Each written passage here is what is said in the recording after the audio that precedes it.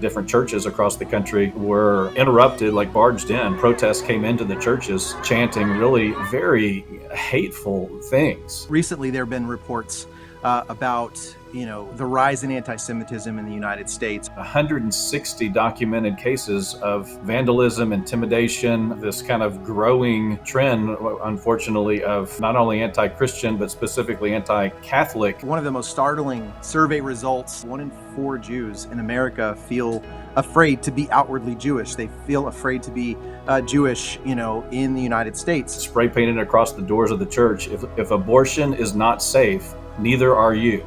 When Politico released that leaked Supreme Court memo, and basically just a week or a week and a half later on Mother's Day, there were a number of cases, about a dozen different cases, 20 members of the U.S. House of Representatives that sent a letter to Merrick Garland, our Attorney General, basically calling on the Department of Justice to investigate over 160 cases that have been documented and submitted, and the Department of Justice and FBI have not pursued a single one. That kind of systematic silence or omission becomes a statement unto itself. The Office of International Religious Freedom, unfortunately, spends more time under the Biden administration proliferating opinions on transgenderism across the world than they do about religious persecution. It's always been something that the Jewish community has had to fight against, has had to endure, and unfortunately, in the current time we live in, it's just exposing itself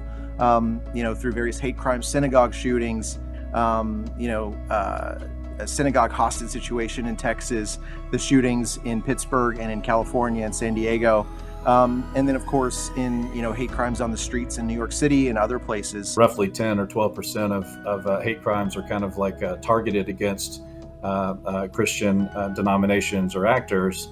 But we also know that, 150 cases that we've kind of gotten crickets when we submitted it. We, turn on TVs across the country a couple of Thursdays ago and see the president standing in front of a red-lit, backlit Independence Hall in Philadelphia and, speaks for almost an hour about how, quote-unquote, MAGA supporters are essentially an existential threat to democracy.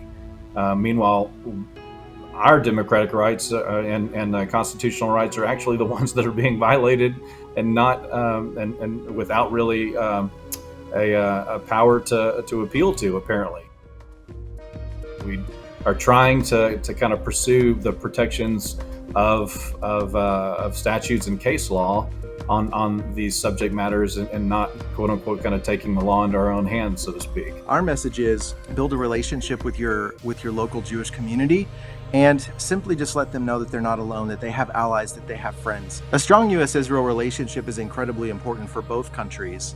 And I think for Americans to understand the benefit that America has, by being an ally with our only fully democratic ally in the Middle East. And I would say, particularly as Christians, to a general Christian audience, I think number one, it's education. We have to educate ourselves on anti-Semitism, on how this has shown its head. Number two, I think really it is creating relationships with Jewish people, mutually respectful relationships that are based on shared values, that are based on a love for humanity, and the idea that